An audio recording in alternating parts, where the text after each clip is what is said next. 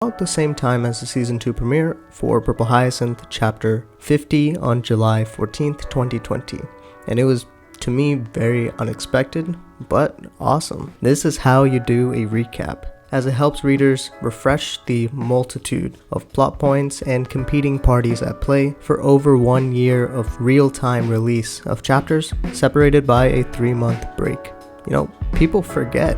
You can't fault anyone who doesn't, reread the entire series multiple times, because it's time consuming. So this recap works really well. This video is probably going to be 25% of why the recap was amazing, 50% of speculations for Season 1 and Season 2 with the information that we received in the recap, and I'll cover up to Chapter 50, so just the first chapter of the Season 2 release, and 25% of me just drawing on the beautiful map of Ardhalis that we got, because I've been waiting for a full map for a long time. Since this video is most likely going to be all over the place, use the timestamps in the time bar to skip around to what interests you more. If you like this sort of content, you can always subscribe, like, and turn the bell notification because it's free of charge. With that intro out of the way, let's begin. So there are 3 categories of openers to a season. No opener, which means we just jump right into the chapters, a prologue, and a recap.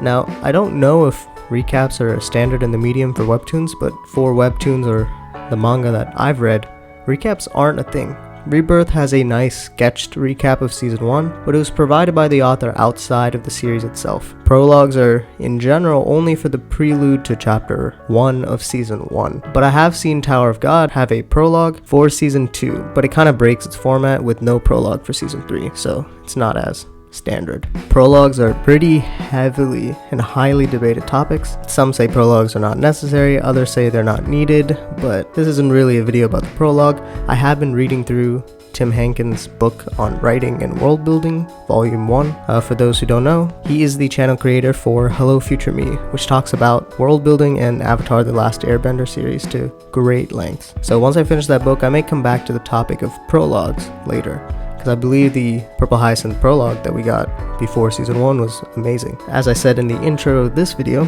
the recap for Purple Hyacinth serves 2 purposes. One, which I brought up, is to help those who didn't have a lot of time to spend, give them about 5 minutes, refreshing them of some of the major plot points. And the second one, which I think this recap does exceptionally well, is the authors give us, the readers, some kind of anchor to root ourselves in a way of thinking about certain events and certain instances, both retrospectively for Season 1 as well as onwards for Season 2, pointing out clues and asking questions. It gets the reader to keep track of this information in the back of their mind for the entirety of this current season and kind of guide our thought process. I'll go on to this a little more throughout the video, and I'll come back to the map. I think I'll probably have the map and my markings playing in the background, but let's take a look at everything else that the recap gives us. It has the same format as the board that we've seen throughout Season 1, especially at the end of Chapter 1. We have the curtains and the window with the moonlight coming in the back. This truly immerses us, the readers, as Lauren, as we're picking up and hunting for clues about the truth. And although we didn't curate these, the authors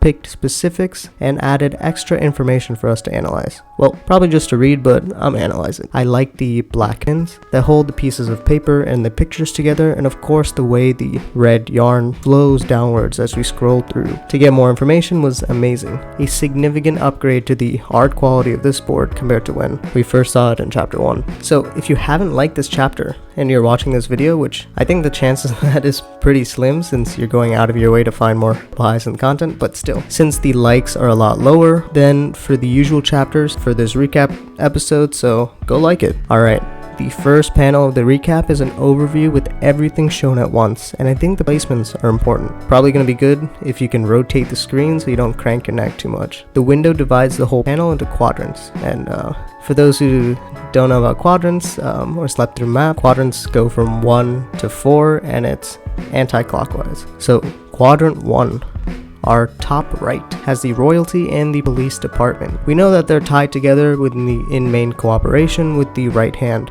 of the king, Dakin. I think that's how you pronounce his name. Don't really know. So Dakin is in charge or in contact with the Chief Sinclair and Herman, often to relay information back and forth. We see pictures of the high-profile individuals in both the APD and the Royals. I think because we got that handwriting on Harvey, which says who else is a spy, I feel like that's a clear indication that one of these 6 pictures in this quadrant is also a spy. If you take a look at the map here, we see the 11th precinct within this quadrant, which we have focused most of our story, as well as the Royal Palace in the 12th district. And I think that's why these images around the map of this are around this quadrant as they are. Quadrant 2 on the top left is tied to the past 4 Lune victims, a picture of Lauren that she found from Anslow, and as well as Dylan's precious smile. These images were placed here because the Carmine Camellia falls right in this section, which is where the rest of the 7th Apostle group will meet in a couple of days. This constant of past and present will likely be addressed when we get to this section of the map in Season 2 from Districts 8 to 10. Quadrant 3 is the smallest section of the map and has the pictures for the people that we don't really know too well.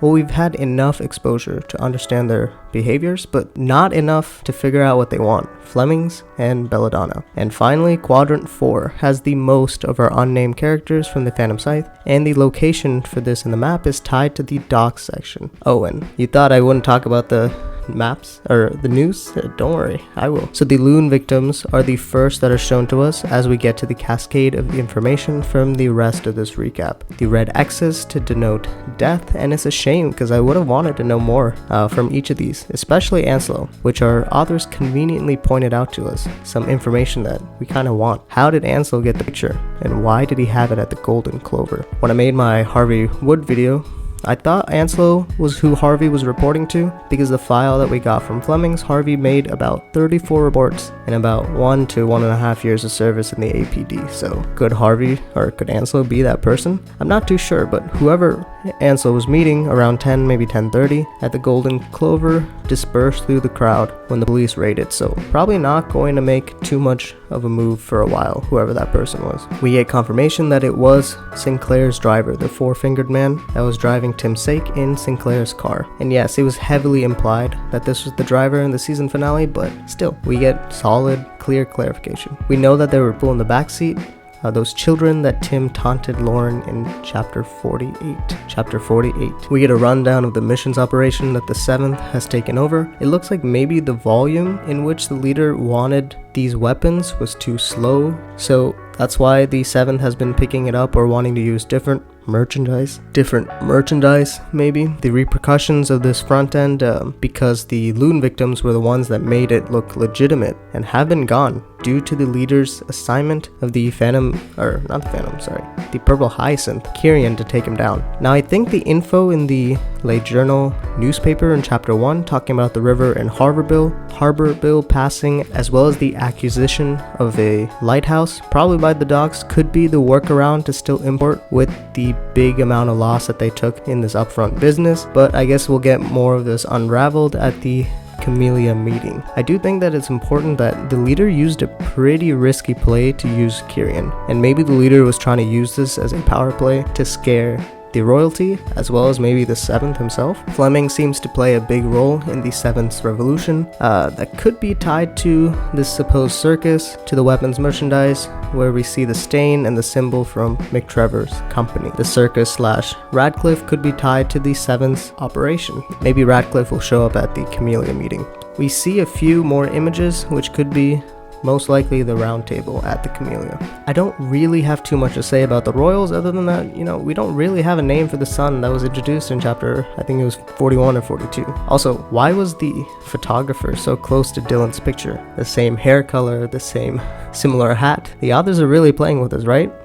It's also interesting to note that the lines that we hear in young Lauren's flashback is kind of close to where the image of the 4-fingered driver is, or the 4-fingered photographer. What if the driver himself is the one who said one of these lines? I don't know. Let's get to the news. So we have a late journal edition from the Tower, and this is probably a volume 10. If you want to know why I think this is a volume 10, check out my theory on journalism and newspapers in general. You can find it in the card. This was probably the same newspaper that Kim showed to Lauren when they stopped to listen to the king. The Temps is new.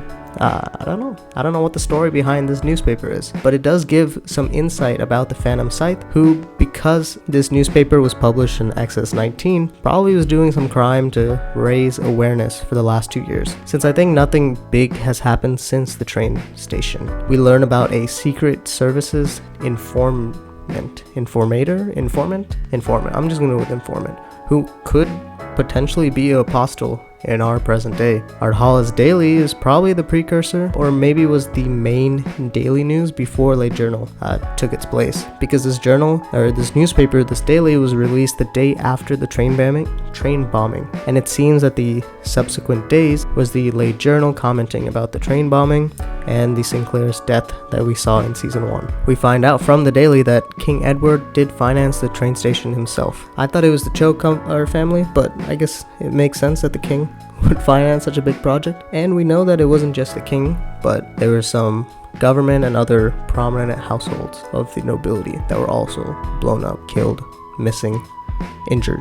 Alright, let's draw the map. And yes, I know it's a panel and I will be transforming and analyzing it, so it's technically okay. And this is not from an actual chapter / episode. This is kind of my way of justifying it, because I think if I don't have this visual, it might be very hard for some people to follow my train of thought. So I worked on the script before I drew the map, so it will definitely not be in sync. So I'll try to just go over my justifications for where I placed everything. So throughout the screen, you can see a list of locations. You might have saw it earlier in the video, that I thought were important, that were distinguished on the map itself from the recap. And I just realized, I don't think I ever wrote down where I thought the theater was. It's literally the first one on the list, but you'll find the edited map in the thumbnail, as well as I'll find a way to put the link to this edited map as well in the description. So Holmes Theater was found in the prologue, where Christ Schaefer was putting some bombs. This location or Christ hasn't really been mentioned in the story since, so I don't know if it's important yet. Not too sure. 45 White River Street is where we see the first killings of the Purple Hyacinth in the story. So I put it on the lower right side of the 11th precinct because William, Lauren, and Kim live in this area, and it seemed like it should be closest to a bridge and the train station for it to be feasible that Lauren lived in this general area. Kieran did mention a bridge for the deal, and we see 3 different bridges in the map. So I kind of picked one that was closest to the Grim Goblin, where we see Kieran at a pub to give his report to the 4th messenger. The riot, I'm not too sure where it is, but the area near or in Nightingale has a little circle. Could be the fountain that the investigator was on, so I put it there. I actually have no idea where there are woods.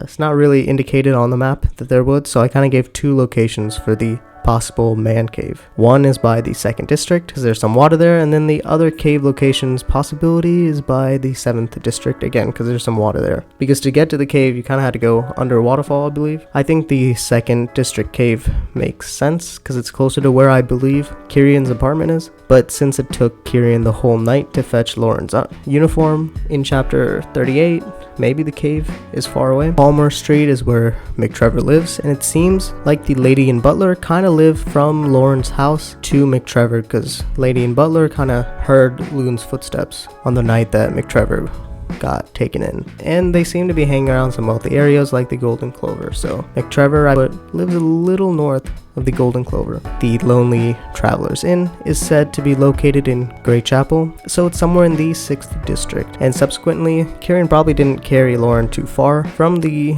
Lonely Travelers Inn, so Kieran's apartment is also in the 6th district, and the street stalls that Lauren found Saken is probably somewhere in the 11th district. We know that Kieran sent the wrong location for the Anslow raid, so I think it was still within the 11th precinct, but far away enough to gather intel from Anslow.